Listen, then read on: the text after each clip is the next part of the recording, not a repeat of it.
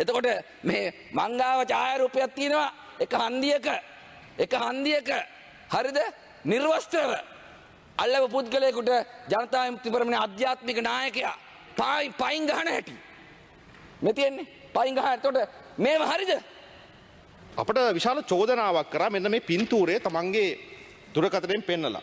මේ ඉන්නේ ජනතා විමුක්ති පෙරමුණේ ආධ්‍යාත්මික නායකයා කියලා මේ 83 ජූලි කලබල දවස්වල මේ පහර දීම සිදු කරන්නේ ජනතා විමුක්ති පෙරමුණට සම්බන්ධ කෙනෙක් කියන එක ඒ විශාල චෝදනාව ඔහු කරා. කනගාටුයි ගරු නියෝජ්‍ය කාර්ක සභා සභාපතිතුමනි ඔහු කලකට පෙර දේශපාලන ප්‍රවිෂ්ඨ වෙන කලින් මාධ්‍යවේදියෙක්. සහ ඔහු මේ රටේ වගකිය යුතු මාධ්‍ය නාලිකාවක වැඩ කරපු පුද්ගලයෙක්. එතකොට මේ තොරතුරු ඔහු කියන්නේ එක්ක සිතාමතා වරද්දලා වෙන්න පුළුවන්. ඒකෙන් අපට පැහැදිලි වෙනවා ඔහුගේ තියෙන දේශපාලන ඉතිහාසය සම්බන්ධයෙන් වූ දැනුම. එහෙම නැත්නම් මේක සිතාමතා වරද්දලා නම් ඒක දේශපාලන තක්කඩිකම. මේ පින්තූරය ලබා ගන්න චන්ද්‍රගුප්ත අමරසිංහ කියන ඡායාරූප ශිල්පියා.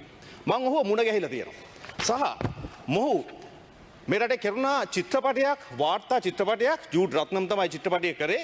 දැනට අවුරුදු ගානකට කලින් 83 ජූලි කලබල සම්බන්ධයෙන් කරපු වාර්තා චිත්‍රපටය. ඒ චිත්‍රපටයේ ඔහු ප්‍රකාශයක් ලබා දෙනවා මේ පින්තූරය සම්බන්ධයෙන් මේ සිදුවීම වුණු ස්ථානයට ගිහිල්ලා. ඒක නිසා මේක අතිශය වැරදි තොරතුරක්. මේ වැරදි තොරතුරු සමාජගත කරලා අපි ලබාගෙන තියෙන මේ ජයග්‍රහණය ආපස්සට හරවන්න උත්සාහ දරන මේ අමාත්‍යවරුන්ට කියනවා. ඔහු මාධ්‍යවේදියෙක්. ඔහු කලින් නිරත වුණු මාධ්‍ය වෘත්තියේ ගෞරවය ආරක්ෂා කරන්න ඔහුට ඉඩ තිබුණා.